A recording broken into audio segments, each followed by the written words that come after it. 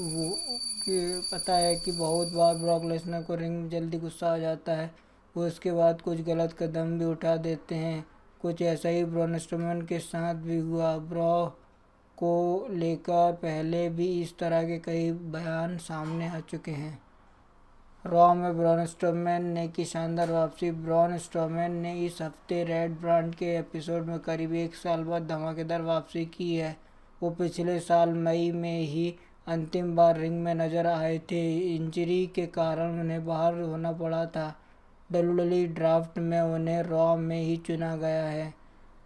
Strowman के वापसी कर जे ऊसो को जजमेंट डे और मौजूद यूएस चैंपियन लोगन पॉल से बचाया। ऐसा लग रहा है कि अब उनकी नज़रें यूएस चैंपियनशिप के ऊपर है।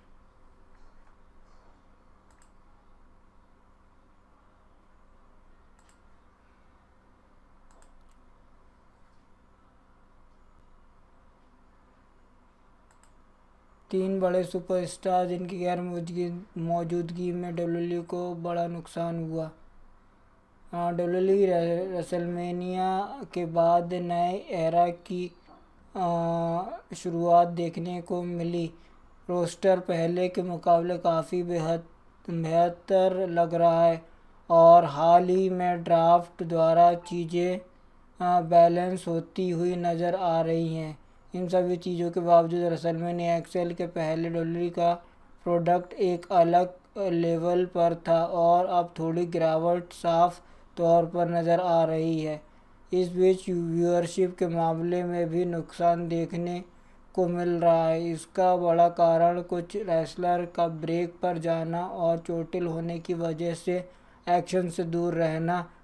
पूर्व WWE world heavyweight champion Seth Rollin और दूसरा पूर्व undisputed WWE universal champion Roman rain और दिग्गज द रॉक।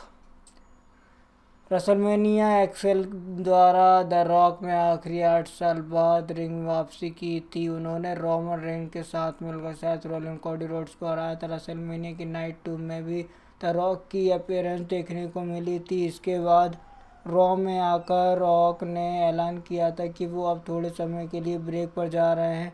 द रॉक ने उन्हें यहां कोडी रोड्स के साथ भविष्य में मैच के संकेत भी दिए। ग्रेड 1 के जाने के बाद डब्ल्यूडब्ल्यूई के प्रोडक्ट्स में गिरावट आ गई। दिग्गज के कारण रेसलमेनिया का बिल्डअप रोचक बन रहा था और उन्होंने सालों के सबसे बड़े इवेंट को भी धमाकेदार बनाने में अहम किरदार निभाया। उम्मीद है कि द रॉक की वापसी के बाद दोबारा चीज़ों को बेहतर कर पाएंगे। तो गाइस आज के इस वीडियो में इतना ही। मिलते हैं नेक्स्ट वीडियो में। Till then good bye. जय हिंद जय भारत।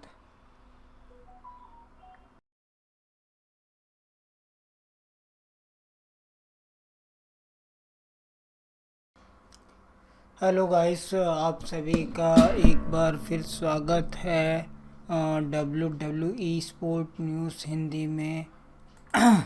चलिए शुरू करते हैं। पिछली वीडियोस में हमने आपको बताया था कि प्राइम मिस्टीरियो जो हैं उनके साथियों ने कितनी बार उनको दगा दिया। 7 मौके जब डब्ल्यू के हॉल ऑफ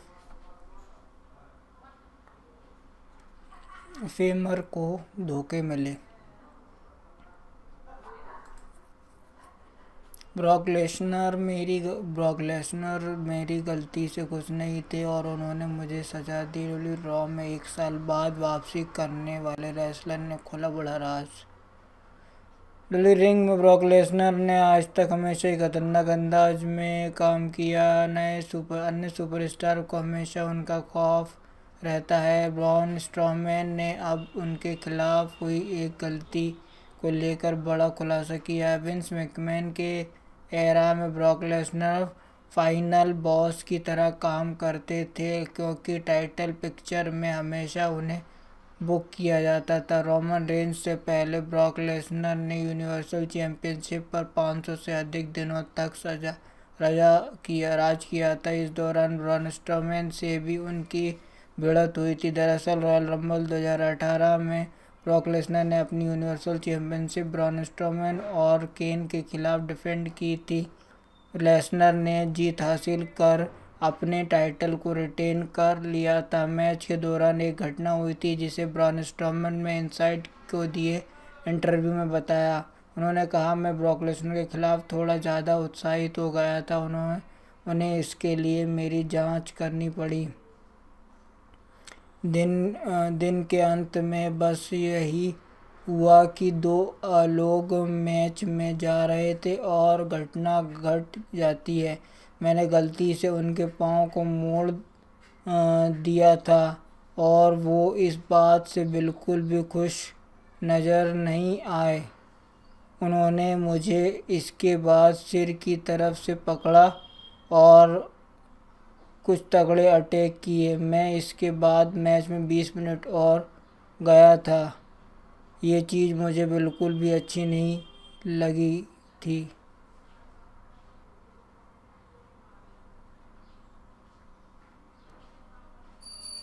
आप सभी को पता है कि बहुत बार ब्रॉक लेसनर को रिंग में जल्दी गुस्सा आ जाता है। वो इसके बाद कुछ गलत कदम भी उठा देते हैं। कुछ ऐसा ही ब्रॉन स्ट्रोमन के साथ भी हुआ। ब्रॉक को लेकर पहले भी इस तरह के कई बयान सामने आ चुके हैं। रॉ में ब्रॉन स्ट्रोमैन ने की शानदार वापसी। ब्रॉन स्ट्रोमैन ने इस हफ्ते रेड ब्रांड के एपिसोड में करीब 1 साल बाद धमाकेदार वापसी की है। वो पिछले साल मई में ही अंतिम बार रिंग में नजर आए थे। इंजरी के कारण उन्हें बाहर होना पड़ा था। डब्ल्यूडब्ल्यूई ड्राफ्ट में उन्हें रॉ में ही चुना गया है। स्ट्रोमैन के वापसी कर जे ऊसो को जजमेंट डे और मौजूद यूएस चैंपियन लोगन पॉल से बचाया। ऐसा लग रहा है कि अब उनकी नज़रें यूएस चैंपियनशिप के ऊपर है।